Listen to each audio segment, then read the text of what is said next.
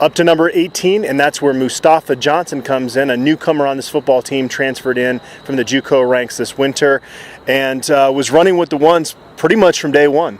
Yeah, they recruited him as a guy they expected to start right away. It looks like that's how it's going to play out for the most part.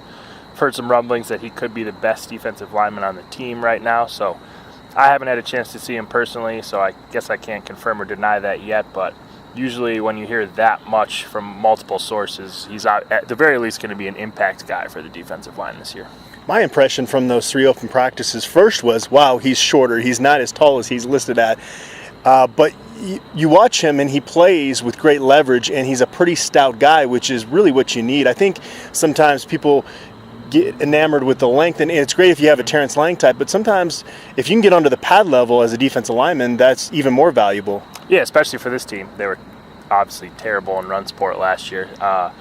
Missing a couple of those guys that did have a little bit of a stockier frame. Jordan Corral, really good run defender, even though he got into the backfield a little bit too. To me, you need that, especially in a 3-4 where your goal isn't necessarily to make a ton of plays as in that DN spot.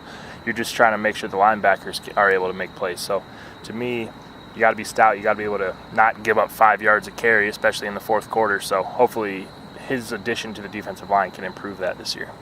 I think Javier Edwards is going to be your starting nose tackle. We talked on the last one about Chris Malumba being a very strong candidate.